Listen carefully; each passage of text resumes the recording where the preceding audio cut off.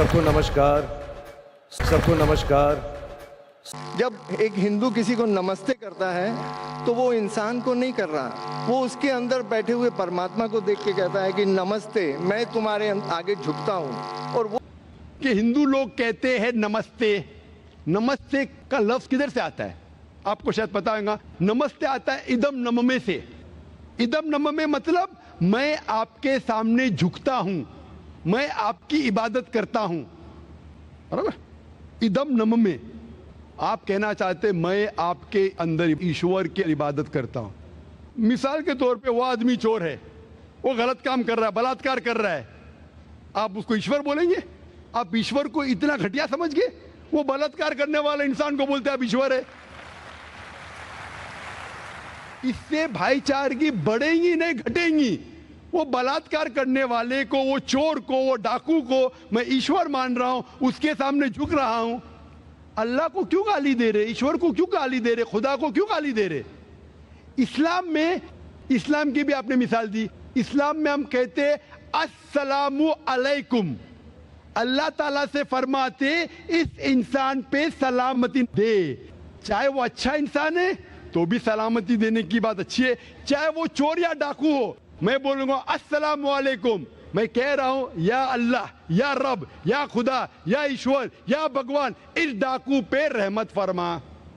कुछ बुरी बात है ना? मैं अल्लाह को गाली दे रहा हूं, उसके लिए दुआ दे रहा हूं कि तू गलत काम छोड़ और सही रास्ते पे आ। अगर मैं उसको खुदा मानूंगा तो खुश हो जाएगा, वो और चोरी करेगा, वो और बलात्कार करेगा। कोई भी धर्म में ये नहीं सिखाता। ये धर्म के मानने वाले अपनी खुद की इजाद करते हैं, इसे कहते हैं इनोवेशन, बिदात। जिस तरीके से खुदा ने सिखाया है कि उसकी इबादत करे, उसी तरीके से हमें करना चाहिए। तब्दीली लाएंगे, हम समझ रहे हैं कि भाईचारा बढ़ेगा, भाईचारा नहीं बढ़ेगा, भाईचारा घटेगा। आपने मुझे शुरुआत में नमस्ते कहा। नमस्ते, नमस्ते के क्या मानी है भाई साहब, आप बोल सकते हैं?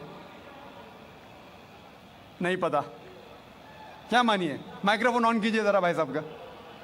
नमस्ते मतलब मैं सर झुका के मैं आपको नमन करता हूँ। हाँ, सर झुका के आप मुझे नमन करता हूँ। नमन करता हूं। सर झुका के, सर झुका के मुझे नमन करना शिर्क है, हराम है, प्रोहिबिटेड है। आप मेरे सामने भी सर नहीं झुका सकते, चाहे आप मुझसे मोहब्बत करते हैं, चाहे आप मेरी इज्जत करते हैं, फिर भी आप मेरे सामने सर नहीं झुका सकते। सर झुकाना चाहिए तो सिर्फ खुदा के सामने, अल्लाह के सामने, और मैं खुदा नहीं हूं। आप जानते हैं, आप मेरी इज्जत कर सकते हैं, मेरी बात जो मैं कहता हूं उसके ऊपर अमल कर सकते हैं, लेकिन आप मेरे सामने सर नहीं झुका सकते। इसीलिए मैं जवाब में आपको कहूंगा अस्सलामु अलैकुम, आप पे सलामती हो, आप पे सलामती हो। आप समझे ना? मैं आपके सामने झुक नहीं सकता हूं। ये सिर झुकेगा तो सिर्फ अल्लाह के सामने, सिर्फ खुदा के सामने।